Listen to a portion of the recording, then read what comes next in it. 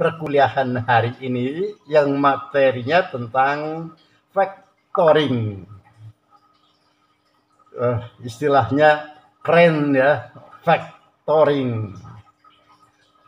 Ya sebenarnya hal ini kalau kita telusuri lebih jauh tidak terlalu berbeda jauh dengan materi di dalam BW apa yang disebut cesi,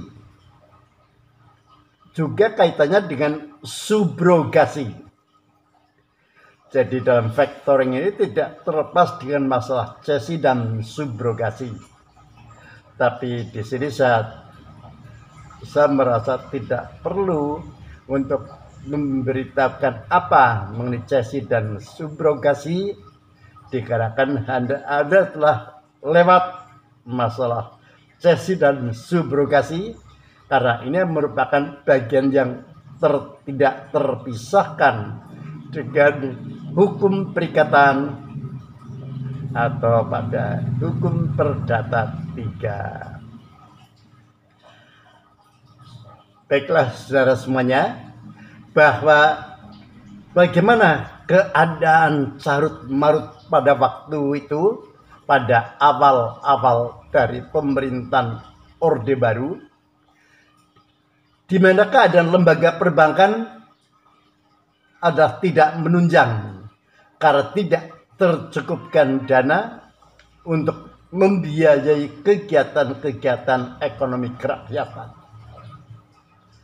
Sehingga oleh pemerintah waktu itulah Pak Sumarlin mendatangkan sistem bisnis yang dari di Amerika Serikat.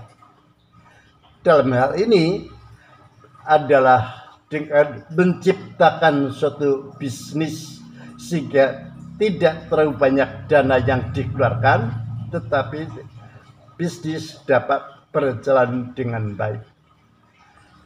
Pertama yaitu secara kita perhatikan di Indonesia mengenai leasing.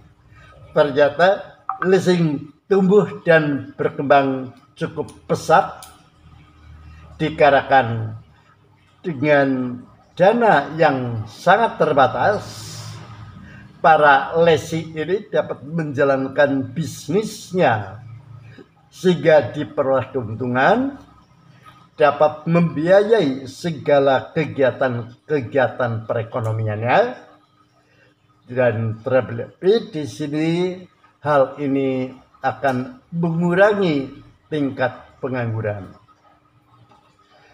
Akibat lebih jauh, di sini pertumbuhan ekonomi secara nasional makin membaik. Seiring membaiknya leasing, membaik juga dalam factoring. Istilah lain dari factoring adalah anjak piutang. Piutang dianjak. Jadi piutang yang di sini dijual belikan sehingga dari segala kebutuhan dalam menjalankan bisnisnya dapat terlaksanakan. Berkembangnya factoring ini juga membutuhkan dana. Permasalahannya dana dari tersediakan di bank ini tidak berkecukupan. Sebagaimana untuk membiayai kegiatan-kegiatan perekonomian selanjutnya yang karena kegiatan perekonomian semakin meningkat, leasing semakin tumbuh dengan baik, juga factoring ini pun juga berkembang dengan baik. Yang semuanya ini tidak mungkin akan terlepaskan dari masalah dana. Sehingga secara otomatis untuk membiayai keseluruhan ini, maka diperlukannya adanya sumber dana alternatif. Sumber dana alternatif. Sekaligus dalam keadaan demikian, dalam bisnis yang semakin bagus, juga memerlukan adanya payung hukum Sehingga kalau terjadi sengketa ataupun juga terjadi kemacetan atau kesalahpahaman antara yang satu dengan yang lain, maka di sini dikeluarlah oleh pemerintah, yaitu keputusan presiden atau sering disebut dengan Kepres nomor 61 tahun 88 yang judulnya tentang lembaga pembiayaan. Lembaga pembiayaan. Itulah merupakan payung hukumnya. Payung hukum ini akan lebih kuat dibandingkan yang secara operasional yang diatur dalam surat keputusan Menteri Keuangan nomor 1251 garis miring KMK titik 013 garis miring 1988. Jadi kalau pada waktu itu masih keadaan belum terlalu meningkat kegiatan bisnisnya, cukup diatur dengan surat keputusan Menteri Keuangan. Tetapi semakin meningkat, perlu dibutuhkan adanya payung hukum yang lebih kuat, yaitu keputusan Presiden nomor 61 tahun 1988 yang judulnya tentang lembaga pembiayaan. Apa yang dimaksud dengan lembaga pembiayaan? Lembaga pembiayaan adalah suatu badan usaha yang melakukan kegiatan pembiayaan dalam bentuk penyediaan dana atau barang modal yang tidak menarik dana secara langsung dari masyarakat. Tidak menarik dana secara langsung dari masyarakat. Sehingga dalam lembaga pembiayaan ini, di samping harus cukup ketersediaannya dana, tapi juga barang modal. Sehingga mana yang dibutuhkan oleh masyarakat di dalam mengembangkan, menumbuhkan pertumbuhan ekonomi ini, kedua-duanya tersediakan oleh pemerintah, yaitu berdasarkan keputusan Presiden nomor 61 tahun 88. Seperti saya ungkapkan di bagian depan ini, dengan tidak berkecukupannya dana, sehingga di sini terdapat suatu peluang khususnya dalam bidang perbankan. Kalau juga belum cukup kuat yang disediakan oleh lembaga perbankan, akan didukung oleh lembaga keuangan bukan bank. Dan selanjutnya akan didukung pula oleh jenis pendukung lainnya, yaitu yang disebut dengan perusahaan pembiayaan. Di 3 sektor sangat terbuka kemungkinannya, dikarenakan pada waktu itu sangat dibutuhkan mengenai dana. Telah kita pahami, memang peran bank adalah sangat penting sebagai penggerak ekonomi rakyat. Jadi kalau lembaga perbankannya sehat, maka pertumbuhan ekonomi dalam masyarakat akan semakin bagus. Yang sebaliknya, kalau ternyata lembaga bank itu sendiri tidak kuat, bagaimana orang akan menjalankan usahanya apabila tidak ada dukungan tentang dana? Apa yang disebut dengan bank? Yang disebut dengan bank adalah badan usaha yang menghimpun dana dari masyarakat dalam bentuk simpanan dan menyalurkannya kepada masyarakat dalam bentuk kredit dan bentuk-bentuk lainnya dalam rangka meningkatkan taraf hidup rakyat banyak. Itulah bank, sebagaimana disebutkan dalam pasal 1 ayat 2 Undang-Undang nomor 10 tahun 98 tentang perbankan. Jadi dari definisi ini nampak tegas dalam pemikiran kita, yang menghimpun dana langsung dari masyarakat adalah bank. Artinya apa?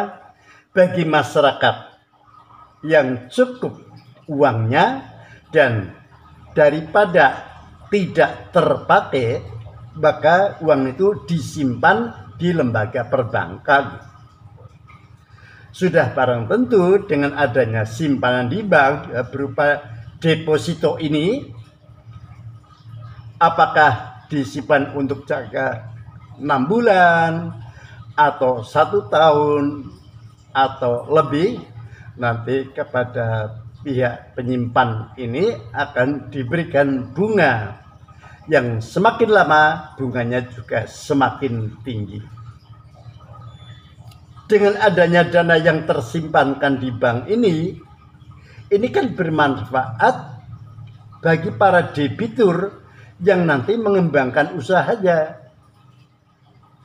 Jadi ada uang milik rakyat yang disimpan di bank, bank memberikan jasa kepada si penyimpan, dan uang tersebut akan dipakai untuk mengembangkan bisnisnya oleh si debitur, sehingga debitur juga dapat mengembangkan usahanya karena didukung dana yang cukup.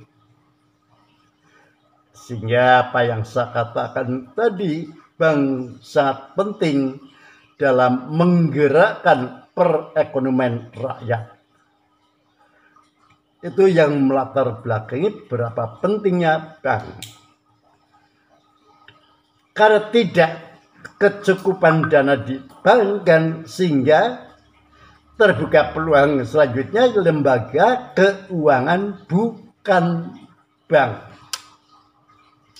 Apa yang dimaksud dengan lembaga keuangan bukan bank?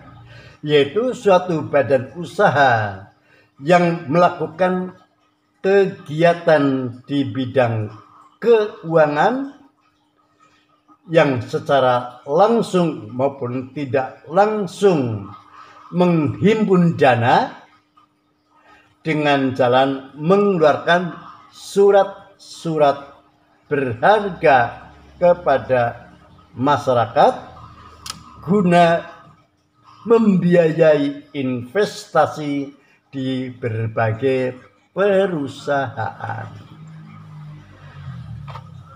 Jadi di sini yang dikeluarkan justru ada berupa surat berharga, surat-surat berharga yang dalam bentuk bisnis yang kita bawa dari Amerika Serikat, yaitu juga masalah jual beli untuk surat-surat berharga. Seperti Anda telah ketahui, ada surat-surat berharga yang dikeluarkan oleh bank dan surat-surat berharga yang kita ketahui menurut hukum dagang. Dalam hukum dagang,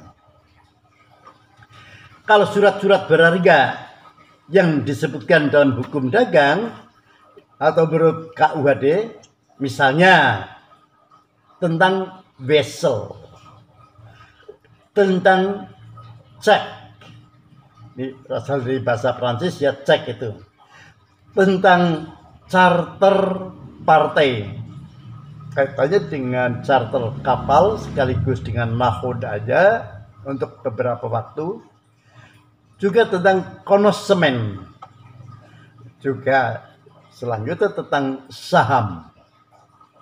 Saham. Tapi juga kita kenal adanya surat-surat yang dikeluarkan di luar KUHD, yaitu oleh lembaga perbankan, oleh BI pada umumnya, misalnya sertifikat BI. Ada dikenal juga giro biljet. Itu dikeluarkan di luar KUHD. Juga obligasi. Jadi menawarkan kepada masyarakat untuk membeli surat berharga ini untuk berapa bulan, berapa tahun, sehingga setelah jatuh waktu si obligor ini dapat meminta untuk pembayaran kembali sudah pada tentu dengan bunga itu. Inilah obligasi.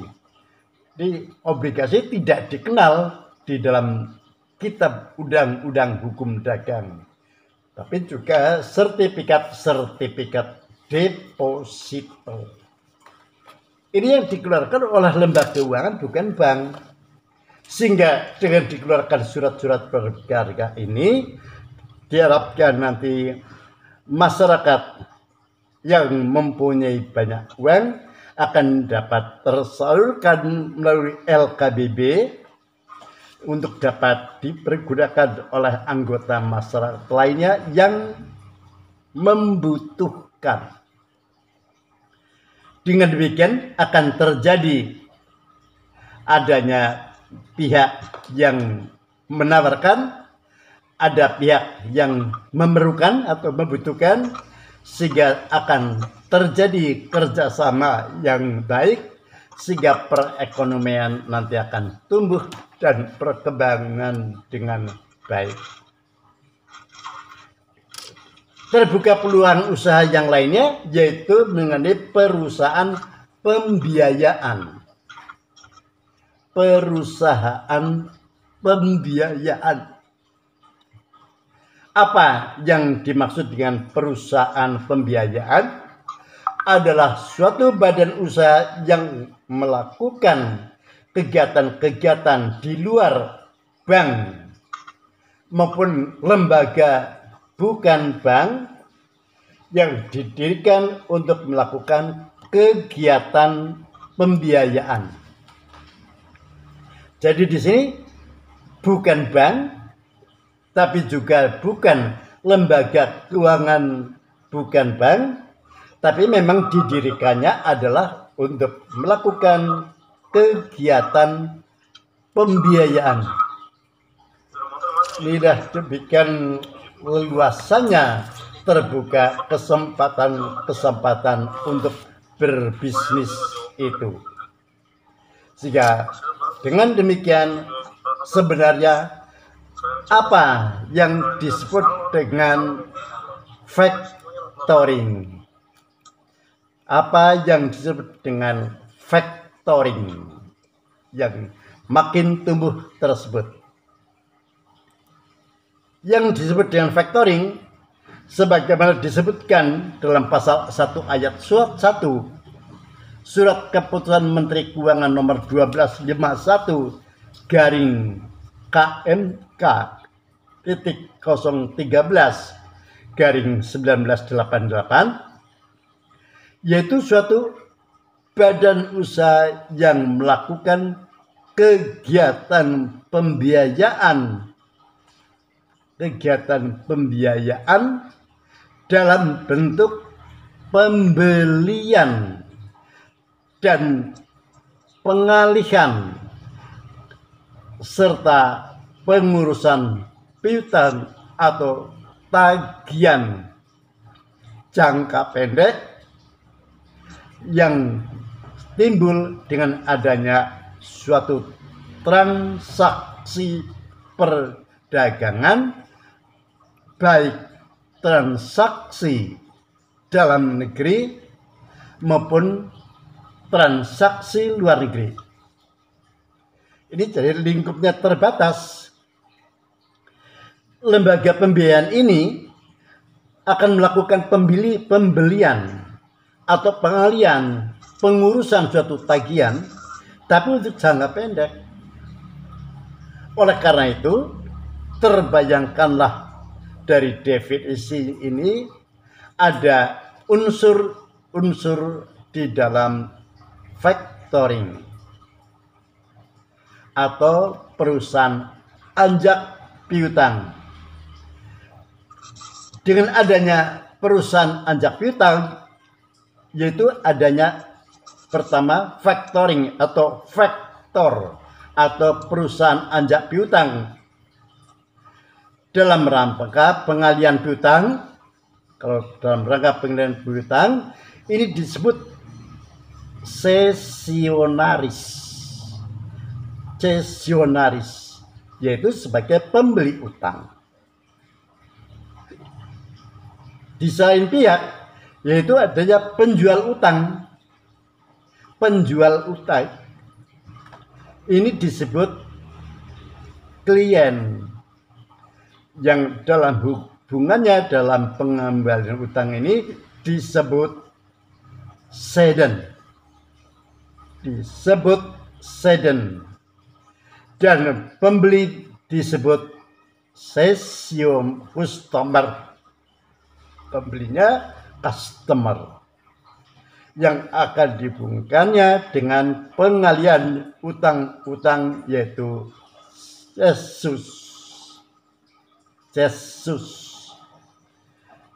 Apabila kita melihat sekilas sejarah dari bentuk usaha ini adalah adanya usaha dari pertekstilan dari Amerika Serikat yang menggunakan jasa-jasa faktor dikarenakan untuk menjaga cash flow-nya supaya dalam peredaran keuangan tersebut adalah tetap lancar. Untuk itu, berdasarkan dari definisi factoring ini berarti dalam factoring terdapat tiga pihak. Terdapat tiga pihak di dalam factoring ini. Pertama, yaitu perusahaan anjak piutang itu sendiri, atau si factoring itu sendiri, atau si faktor ya. Si perusahaan anjak piutang ini adalah perusahaan yang mempunyai izin untuk melakukan pembiayaan kepada klien dalam bentuk anjak piutang. Saya ulangi, di sini yang disebut dengan anjak piutang ada perusahaan yang mempunyai izin untuk melakukan pembiayaan kepada klien dalam bentuk anjak piutang, atau sering disebut dalam kepustakaan yaitu cesionaris. Untuk lebih jelasnya nanti dapat melihat pada pasal 613 di dalam BW itu. Tapi kalau nanti kaitannya dengan subrogasi, Anda dapat melihat pada pasal 1400 BW. Pihak yang kedua, klien. Siapa klien itu? Klien adalah perusahaan yang mempunyai piutang berdasarkan transaksi perdagangan. Jadi klien adalah perusahaan yang mempunyai piutang atau mempunyai tagihan berdasarkan transaksi perdagangan. Ini yang disebut dengan cedent. Jadi maksudnya apa terjadi di sini? Maksudnya bahwa si klien yang telah terlebih dulu menawarkan atas suatu barang-barang perdagangannya maupun juga jasa, barang-barang perdagangan maupun jasa, baik ditawarkan secara domestik maupun internasional. Sebutlah misalnya Indonesia terkenal sebagai negara pengekspor kopi yang cukup bagus, khususnya kopi merek Robusta. Dan kopi ini banyak digemari oleh negara-negara dari Amerika Serikat, sehingga penawaran harga barang kopi ini ternyata mendapat tanggapan dari calon importir dari Amerika Serikat. Setelah dicapai kesepakatan mengenai jenis kopinya, harganya, kadar airnya, kualitasnya, dan hal-hal lain yang menyangkut identitas dari barang dagangan tersebut dipesan oleh pihak pengimpor dari Amerika Serikat. Pihak pengimpor inilah yang di dalam sebut customer itu. Sedangkan Indonesia yang mengekspornya inilah klien. Klien mengekspor barang dagangnya kepada customer setelah dicapai harga-harganya. Sehingga di sini dalam kaitannya dengan factoring ada ketampilan pihak ketiga, yaitu perusahaan anjak piutang atau factoring. Siapa perusahaan anjak piutang itu? Kalau perusahaan anjak piutang ini adalah perusahaan yang memang mempunyai izin untuk melakukan pembiayaan klien. Dan selanjutnya, siapa customer? Customer itu pihak yang memiliki utang kepada klien, di mana utang tersebut timbul dari transaksi perdagangan antara klien dengan customer. Jadi di sini ada klien, ada customer, juga factoring. Dengan adanya kerjasama inilah yang sudah terjalin dan ada di dalam masyarakat, semuanya akan menumbuh kembangkan perekonomian dari suatu bangsa.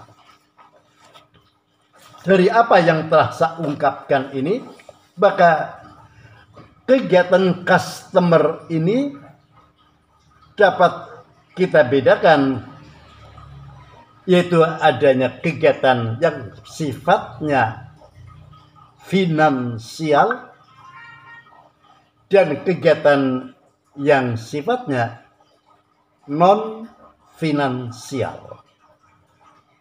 Mana kegiatan-kegiatan yang sifatnya finansial ini, yaitu adanya pengambil alian atau membeli atas suatu piutang jangka pendek, di mana piutang jangka pendek ini timbul dari transaksi perdagangan, baik transaksi perdagangan dalam negeri maupun luar negeri. Jadi untuk membeli, kenapa sampai terjadi membeli piutang ini, dikhawatirkan nanti pada perusahaan pengimpor yang banyak piutang-piutang, ternyata piutang-piutang tersebut belum jatuh waktu, padahal di dalam perusahaannya juga sangat dibutuhkan dana untuk kepentingan cash flow. Itu yang pertama. Jadi kegiatan yang sifatnya finansial.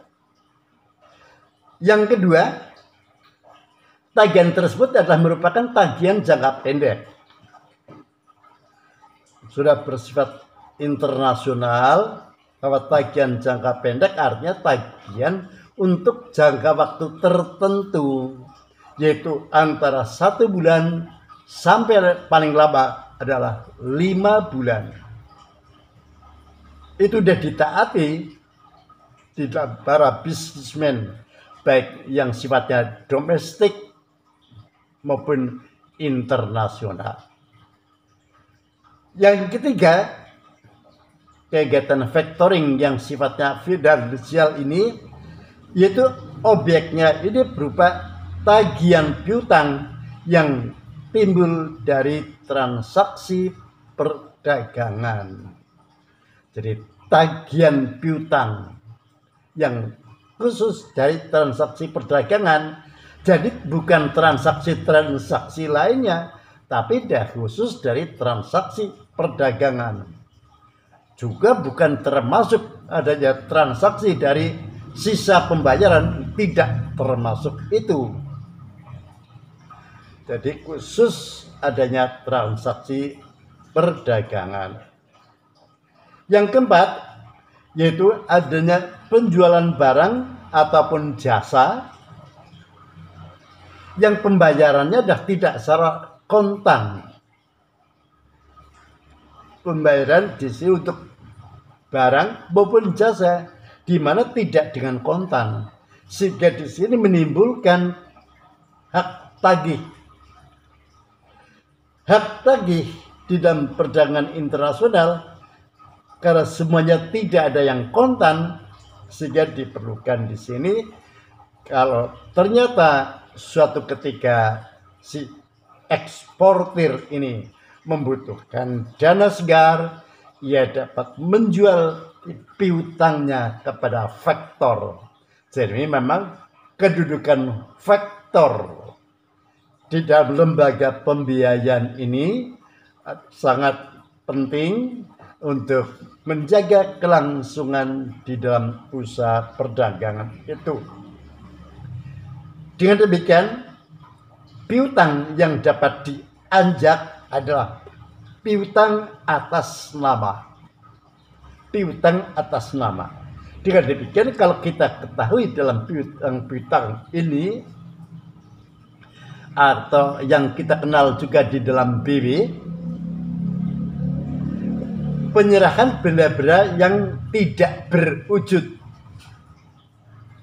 Ada piutang atas nama, piutang atas bawah, dan piutang atas tunjuk.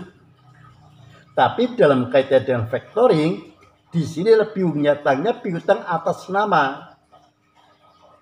Sehingga pihak customer nanti setelah jatuh waktu akan melakukan tagihan kepada customer. Ini sebenarnya nagih piutangnya si klien. Tapi itu juga tidak menimbulkan segala permasalahan, karena pada umumnya telah terlebih dulu disepakati antara klien dengan customer, yaitu pada waktu akan mengirimkan barang-barangnya ada pembicaraan tentang peran dari anjak piutang, di mana piutang tersebut nanti akan dijual, piutangnya akan dijual kepada pihak faktor. Dengan demikian, dari uraian ini maka jelaslah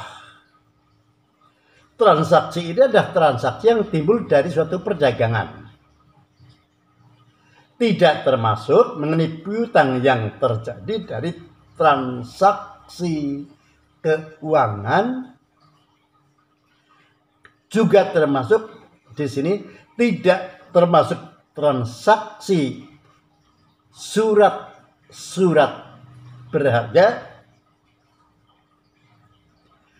juga tidak termasuk dengan adanya transaksi karena kelebihan pembayaran harga.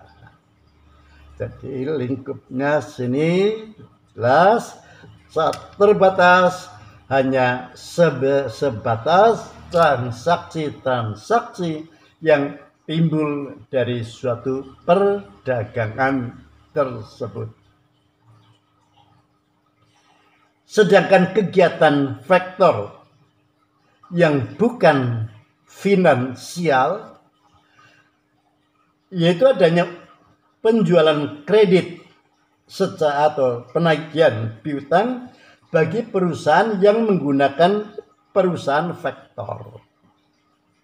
Jadi merupakan suatu peristiwa di mana si klien ini akan menjual tagihannya kepada faktor. Pada faktor ini dimaksudkan bahwa agar segala kebutuhan dari pihak si klien dapat terpenuhi, sehingga akan menjaga dari keseimbangan di dalam memenuhi kebutuhannya. Dengan demikian, dari apa yang diuraikan tersebut di atas ini, bagaimana mekanisme di dalam factoring. Ingat, bagian depan ini, dalam faktor ini terdapat 3 pihak, yaitu klien, customer, dan faktor atau perusahaan anjak piutang. Bagaimana mekanismenya? Mekanisme di sini si klien yang akan mengekspor barang ataupun suatu jasa tertentu menjual dengan cara kredit, artinya tidak kontan kepada pihak customer. Di dalam menjual barang atau jasa ini ya sudah barang tentu dilengkapi dengan dokumen atas barang tersebut. Misalnya saya sebutkan sebagai contoh di depan kopi. Kopinya bukan kopi yang lain, tapi harus kopi Robusta. Bagaimana tingkat kandungan air di dalamnya, ini dapat diuji di laboratorium. Bagaimana juga mengenai mutu itu sendiri, ya sudah berarti biasa kalau kopi dia dari segi kayak baunya itu, kalau masih segar, bang itu baik, banyak juga segar, tidak apek. Itu identitas itu harus tercantumkan sesuai pada waktu ditawarkan. Kalau tidak sesuai, nanti dari pihak customer boleh menolaknya, mana yang tidak sesuai. Dan hal lainnya, yaitu di dalam dokumen juga akan dibicarakan secara khusus, yaitu adanya perjanjian bahwa apabila dari pihak klien ini membutuhkan cash flow, minta persetujuan kepada customer bahwa tagihan ini akan dijual kepada factoring. Dengan adanya pemberitahuan ini disetujui oleh pihak customer, terlampirkan surat persetujuannya. Ini berarti diakui adanya surat pengakuan utang.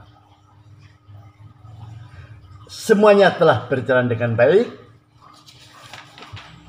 Dalam perjalanannya, kalau ternyata bahwa si klien membutuhkan dana untuk mempertahankan cash flow-nya, ia akan menawarkan piutang tersebut kepada perusahaan anjak piutang.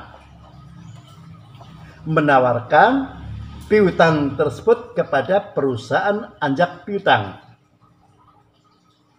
Memang ini adalah perusahaan pembiayaan, membiayai dalam berbisnis itu.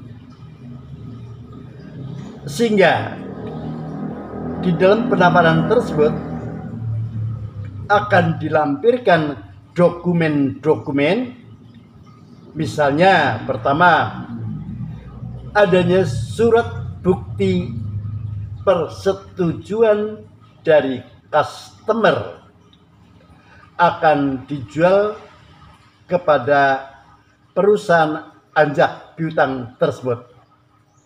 Ada persetujuan ya.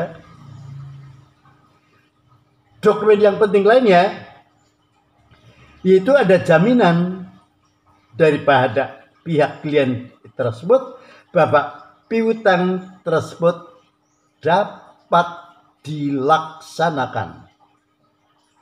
Yang kedua, adanya jaminan dari pihak klien kepada pihak dari factoring bahwa piutang tersebut dapat dilaksanakan. Dan yang ketiga, tidak dalam keadaan sengketa dalam transaksi. Jadi dapat dibuktikan adanya bukti tanda terimanya dari suatu barang tersebut dengan tanpa adanya catatan-catatan. Sehingga di sini menimbulkan kesan semuanya akan berjalan lancar dengan baik.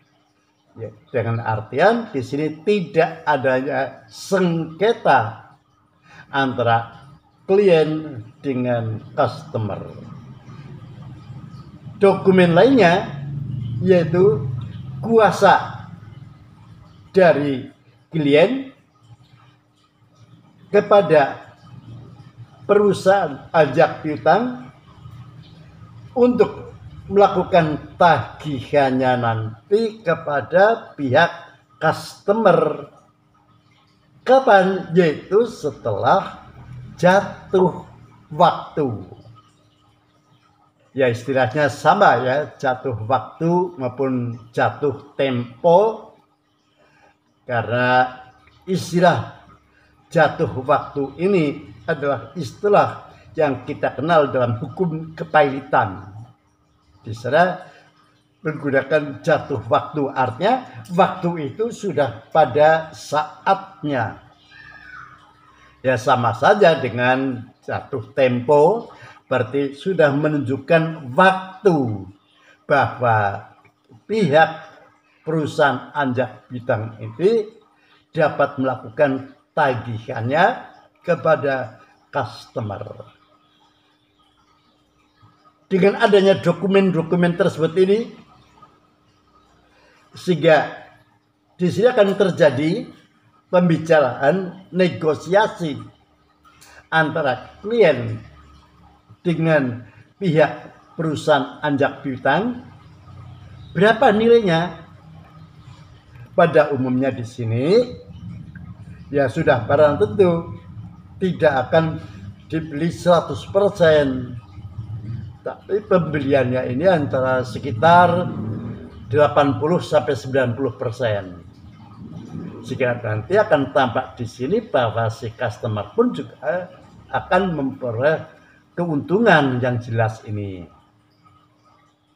Tapi pada umumnya memang antara 80-90%. Ya sangat tergantung kesepakatan dalam jual beli tersebut. Kalau kesepakatan ini dapat terjadi, maka selanjutnya si faktor atau perusahaan anjak piutang melakukan pembayaran harga yang telah disepakati tersebut, yaitu membeli suatu tagihan, membayar kepada klien. Dengan telah dibayarnya kepada klien, sehingga klien ini dalam menjalankan usahanya akan dapat normal atau dalam keadaan stabil kembali. Berjalannya waktu, sehingga kalau sudah jatuh waktu atau jatuh tempo, maka si faktor ini atau si perusahaan anjak piutang ini yang melakukan tagihan. Inilah kalau di dalam BP, ketika perhatikan pada 613, kedudukan dari si faktor inilah yang melakukan tagihan kepada pihak customer. Dengan adanya tagihan dari faktor, maka customer akan membayar sesuai dengan berapa nilai piutangnya yang merupakan nilai harga di dalam jual beli atas barang maupun jasa tersebut di atas. Jadi udah sifatnya internasional sehingga pada umumnya mereka akan memenuhi dari segala apa yang telah disepakati. Karena kalau tidak dipenuhi, ini berarti dari suatu perusahaan tertentu akan tercemar namanya, akan di blacklist, sehingga ini sangat merugikan dalam berbisnis tersebut. Mencegah hal tersebut, nama baik harus dipertahankan sehingga si customer membayar penuh sesuai besaran dari suatu tagihan atau invoice tersebut. Setelah dilakukan pembayaran dan diterima oleh pihak dari factoring juga akan memberitahukan kepada klien telah melakukan tagihan dan sudah dibayar. Maka bagaimana sisanya? Inilah yang disebut dengan pembayaran kepada klien dengan harga diskonto. Harga diskonto. Jadi ada pembayaran kembali berapa besarannya, ini juga berapa besaran dari diskonto ini adalah sangat tergantung dalam kesepakatan pada waktu dilakukan penawaran atas invoice tersebut dari klien kepada factoring. Inilah merupakan mekanisme dari suatu faktor. Di dalam mekanisme ini juga kita kenal adanya suatu bentuk mekanisme, yaitu yang disebut dengan undisclosed factoring. Undisclosed factoring atau non-notification factoring. Non-notification factoring. Suatu bentuk ini sebenarnya tujuannya adalah untuk menjaga performance dari si klien. Menjaga performance dari si klien. Bahwa si klien ini benar-benar dalam keadaan yang bonafide. Keadaan bonafide. Jadi tidak pernah membicarakan antara klien dengan customer ini akan direncanakan adanya menjual invoice tersebut kepada perusahaan anjak piutang. Walaupun sebenarnya terjadi juga adanya penjualan invoice, tapi hal ini tidak pernah dibicarakan. Sehingga di dalam mekanisme ini, seperti pada bagian depan, si klien menawarkan suatu barang maupun jasa kepada pihak customer. Si customer biasa mereka adalah pada umumnya dalam merupakan pelanggan. Jadi mereka sudah tertanamkan kepercayaan antara klien dengan pelanggan, atau dengan kata lain antara supplier dengan customer. Telah dikirim katakanlah pedagang suatu barang, dan di sini tidak ada pembicarakan mengenai kalau ternyata terjadi hambatan dalam cash flow si klien, tagihan ini akan dijual kepada factoring. Ini tidak ada pembicaraan itu.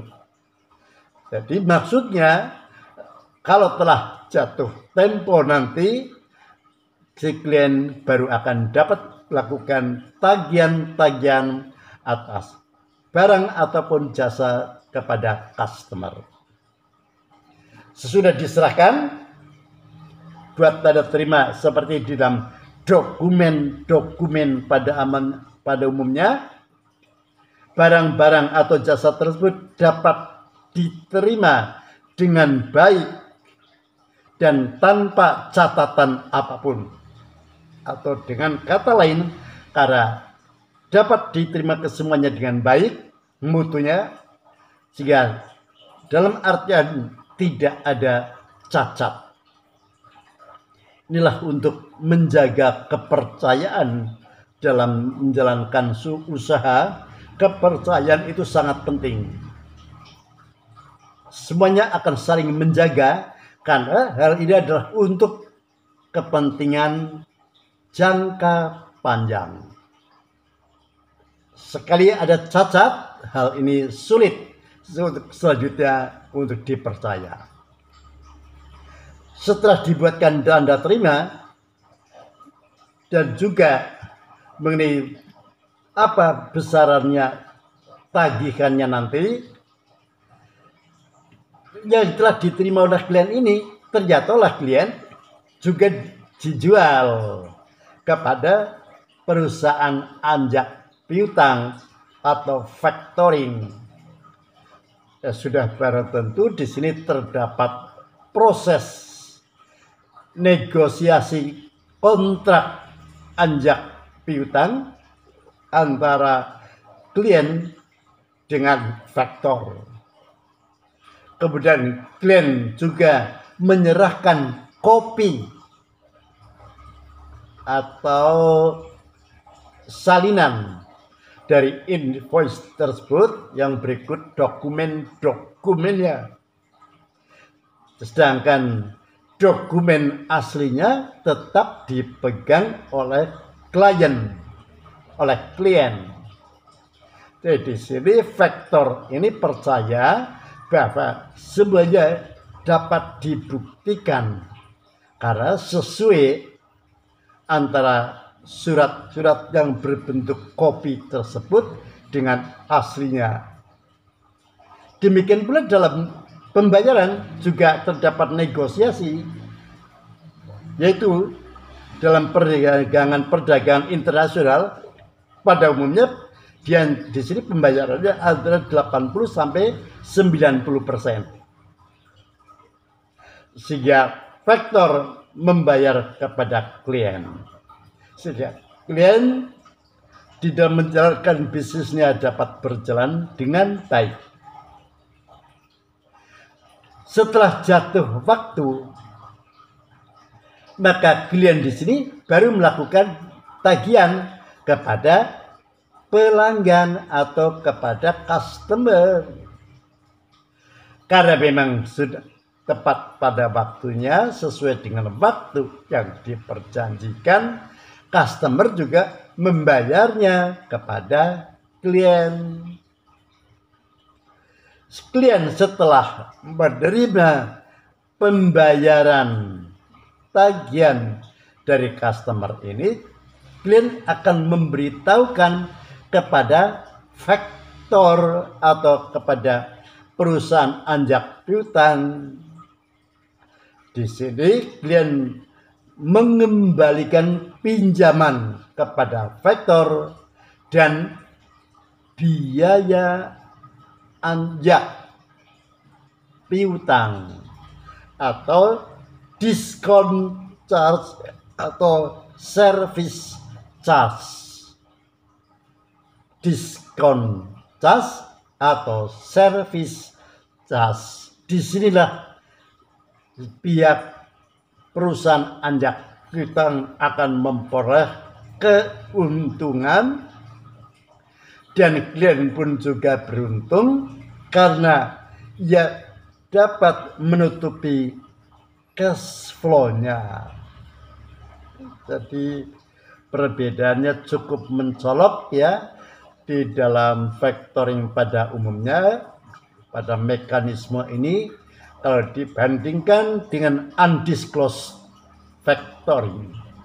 Hanya bedanya di sini dalam undisclosed adalah bahwa klien tidak memberitahukan bahwa invoice-nya ini akan dijual kepada perusahaan anjak piutang. Sebaliknya mengenai disclose dari factoring. Disclose dari factoring atau notification factoring.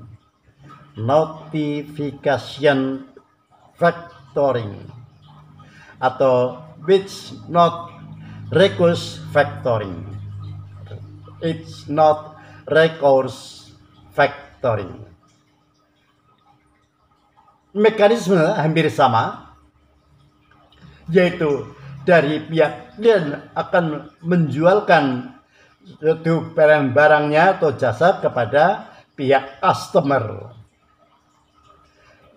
Dengan telah dilakukan penyerahan dan ada bukti penerimaan customer serta surat-surat tagihan ini, surat tagihan tersebut dijual kepada perusahaan anjak piutang. Sudah barang tentu di dalam jual beli anjak piutang ini, di sini akan tercapai adanya negosiasi kontrak antara klien dengan factoring. Ya, selanjutnya dari pihak klien akan menyerahkan dokumen dan invoice asli.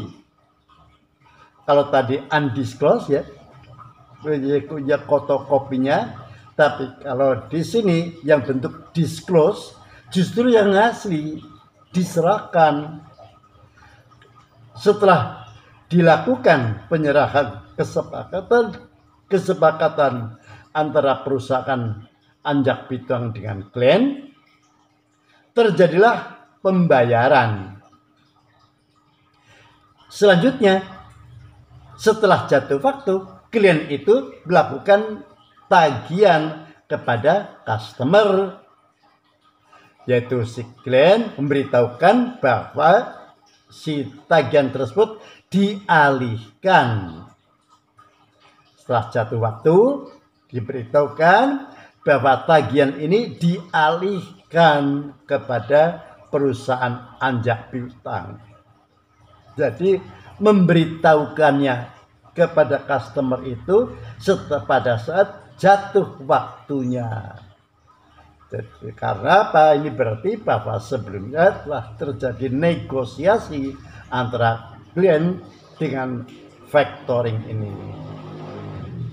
Dengan telah dilakukannya pembayaran oleh customer kepada perusahaan anjak piutang, di sini yang berarti telah jatuh waktu dan sudah ada pemberitahuan dari klien, ya dari customer bayar saja kepada pihak anjak piutang atau kepada customer itu sesuai dengan besaran tagihannya. Setelah menerima pembayaran dari pihak customer, maka di sini pihak anjak piutang juga memberitahukan kepada klien. Maka di sinilah penyerahan yang tadi dia ada pembayaran sebesar 20%, menyerahkan sisa yang 20% kepada pihak customer setelah dikurangi administrasinya. Di sini ya di berbisnis pembiayaan perusahaan memang hal ini kegiatan-kegiatan yang dilakukan oleh pihak factoring. Dengan demikian, kalau dapat secara umum kita perhatikan di dalam masalah factoring ini, sebenarnya tidak terlalu menyimpang, tidak terlalu jauh berbeda dengan bisnis-bisnis yang kita kenal di dalam BW. Misalnya, kita lihat dari dasar hukumnya. Secara substantif,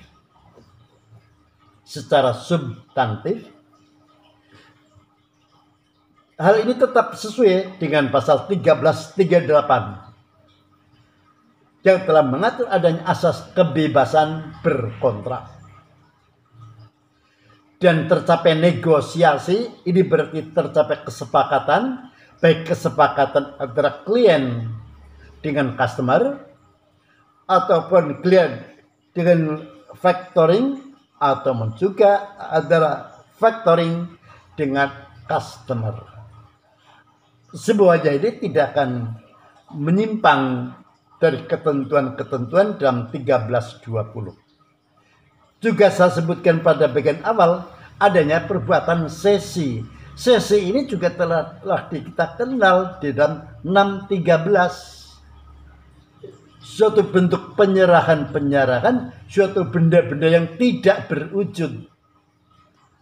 Jadi benda itu ada benda berwujud dan tidak berwujud. Inilah bentuk penyerahan benda yang tidak berwujud. Yaitu kaitannya dengan hubungannya klien dengan factoring, yaitu berupa piutang atas nama, bukan piutang atas bawah maupun piutang atas tunjuk. Di samping itu juga kaitannya masih sangat erat dengan BW, yaitu subrogasi. Subrogasinya itu hubungannya antara si pihak klien dengan faktor atau anjak piutang. Jadi kalau ternyata bahwa di sini kedudukan si faktor yang telah melakukan suatu tagihan, si faktor pun juga harus membayar kembali kepada pihak dari si klien. Jadi yang tercantum ketentuan-ketentuan BW di sini ada pasal 1338, 1320, 613 tentang cesi, dan pasal 1400 tentang subrogasi. Jadi melihat hal ini sangat erat di dalam berbisnis, sehingga pada bagian awal perkuliahan ini saya perlu terlebih dulu mengungkapkan adanya perjanjian dan perikatan, karena hal inilah akan kita bawa dalam pembahasan materi-materi perjanjian lain di luar ketentuan BW atau sebagai perjanjian anonim. Secara administratif sebenarnya berpegang pada surat keputusan Menteri Keuangan nomor 1251 garis miring KMK-013 tahun 88. Ini merupakan landasan operasional di dalam penyelenggaraan yang telah mempunyai payung hukumnya yaitu keputusan Presiden nomor 61 tahun 88, Kepres 6188. Inilah lingkup dari factoring, sehingga mengenai perjanjian yang di luar BW, ke teman-teman yang ngambil PK1 ini pun juga tetap bisa mengikuti kegiatan sekalipun jenis bisnis ini kita ambil dari salah satu negara termasuk dalam keluarga hukum common law system. Demikian yang saya sampaikan, dan sampai ketemu lagi pada minggu depan. Akhir kata saya katakan tetap semangat dan selamat pagi.